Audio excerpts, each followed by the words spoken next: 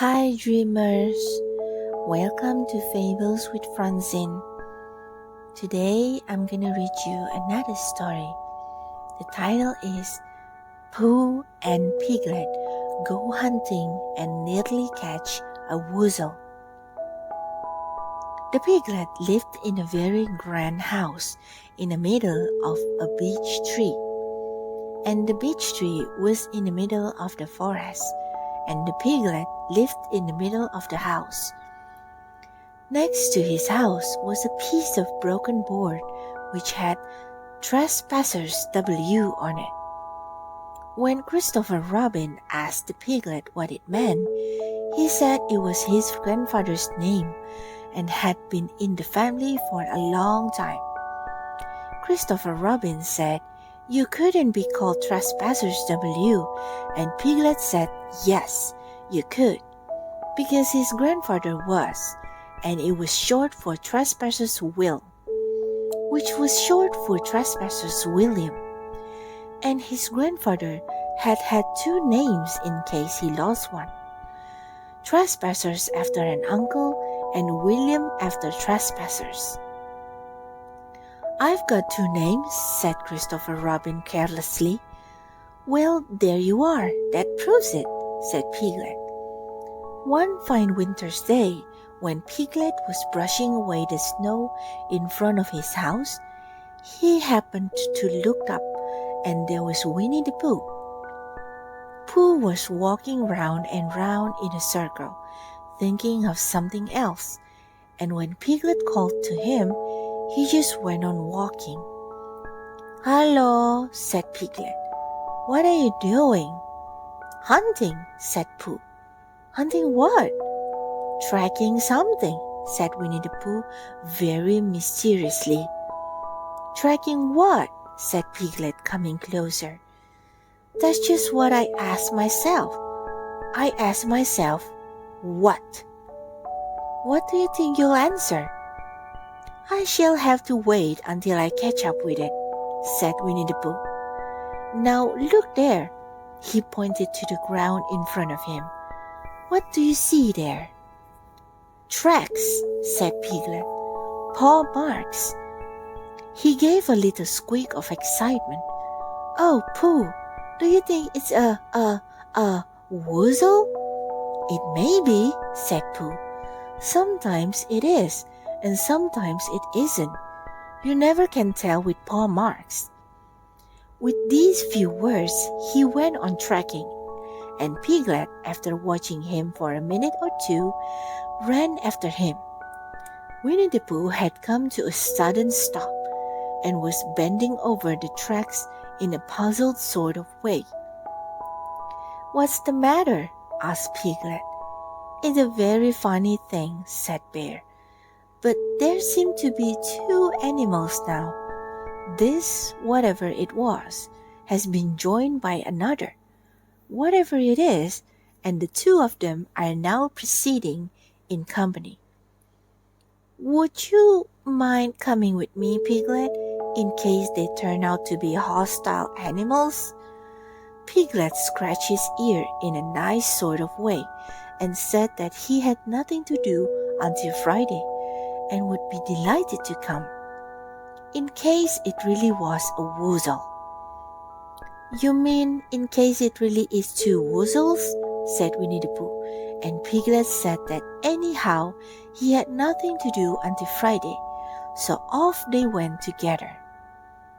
There was a small spinney of large trees just here, and it seemed as if the two woozles, if that is what they were, had been going round this spinney.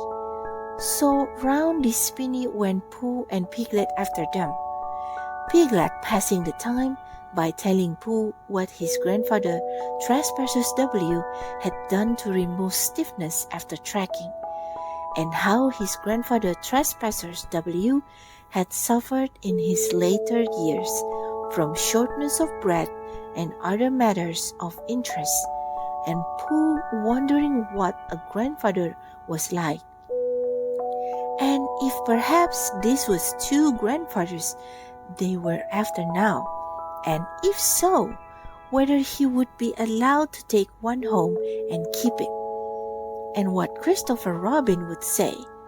And still the tracks went on in front of them. Suddenly, Winnie the Pooh stopped and pointed excitedly in front of him. "Look!" "What?" said Piglet with a jump, and then, to show that he hadn't been frightened, he jumped up and down once or twice more in an exercising sort of way. "The tracks," said Pooh. "A third animal has joined the other two." "Pooh!" cried Piglet. "Do you think it is another Woozle?" "No," said Pooh, "because it makes different marks. It is either two Woozle and one, as it might be, Weasel, or two, as it might be, Weasels and one. If so it is, Woozle. Let us continue to follow them." So they went on, feeling just a little anxious now in case the three animals in front of them were of hostile intent. And Piglet wished very much that his grandfather T.W. were there instead of elsewhere, and Pooh thought how nice it would be if they met Christopher Robin suddenly but quite accidentally, and only because he liked Christopher Robin so much. And then all of a sudden, Winnie the Pooh stopped again and licked the tip of his nose in a cooling manner, for he was feeling more hot and anxious than ever in his life before. There were 4 animals in front of them. "Do you see, Piglet? Look at their tracks. 3, as it were, Woozles, and 1 as it was, Weasel. Another Woozle has joined them. And so it seems to be. There were the tracks, crossing over each other here, getting muddled up with each other there, but quite plainly every now and then, the tracks of 4 sets of paws."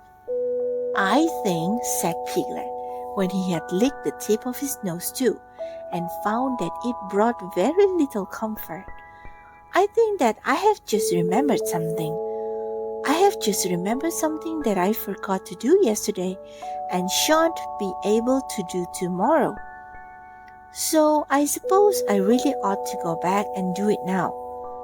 "We'll do it this afternoon, and I'll come with you," said Pooh.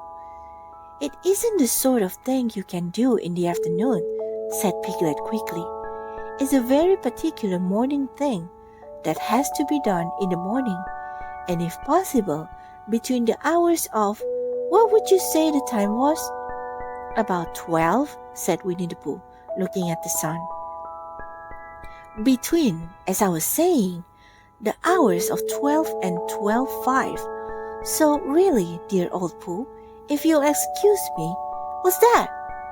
Pooh looked up at the sky, and then, as he heard the whistle again, he looked up into the branches of a big oak tree, and then he saw a friend of his. "It's Christopher Robin," he said. "Ah, then you'll be all right," said Piglet. "You'll be quite safe with him. Goodbye."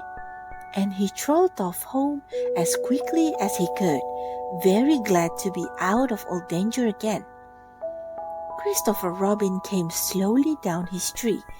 "Silly old bear," he said. "What were you doing?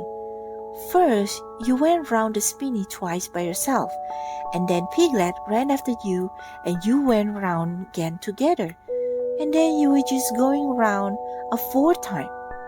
"Wait a moment," said Winnie the Pooh, holding up his paw. He sat down and thought, in the most thoughtful way he could think. Then he fitted his paw into one of the tracks, and then he scratched his nose twice and stood up. "Yes," said Winnie the Pooh. "I see now," said Winnie the Pooh. "I have been foolish and deluded," said he, "and I am a bear of no brain at all." "You're the best bear in all the world," said Christopher Robin soothingly. "Am I?" said Pooh hopefully, and then he brightened up suddenly. "Anyhow," he said, "it is nearly luncheon time. so he went home for it. That's all for today, guys. Thank you for watching and listening. Hope you guys sleep well, and good night.